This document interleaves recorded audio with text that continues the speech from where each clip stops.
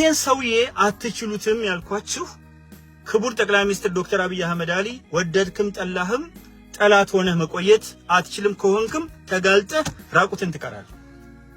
በእርግጠኝነት የምነግርህ ነገር እሱም ያስበው ማሰብ አትችሉም። በቃ አለቀ። ይሄ ሰውዬ ክስተት ነው። የሚሊኒየም አይደለም እኮ የዘመናት ክስተት ነው። ሚሊኒየም 1000 ዓመት ነው።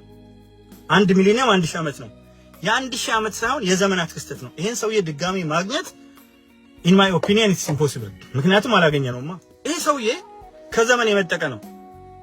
ማሽቃበጥ አይደለም፣ እውነት ለመናገር ለማድነቅ ይከብዳል። ምክንያቱም አደንቀዋለሁ ስትል አንተ ነህ አሁን እዚህ ጋር እየሰራው እሱ አንድ ስራ እየሰራ ነው። የሆነ ፕሮጀክት እያስመረቀ ነው። 19000 ፕሮጀክት እኮ ነው። 19000 ፕሮጀክት በአንድ ዓመት አዲስ አበባ ውስጥ ተመረቀ።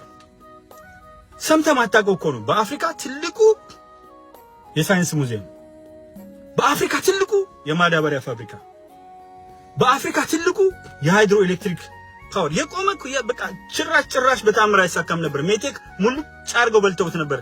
ያቺ ቢጫ ሄሊኮፕተር ስትመጣ ነው ጫካ የገቡት ወደ ለመዱበት። ይሄ ሰውዬ እንኳን ሊሰርቅ ያለውን የሚሰጥ ነው። መጽሐፍ ጽፎ ትምህርት ቤት የሚያደርግ ነው። አያችሁ ምን ቀረው?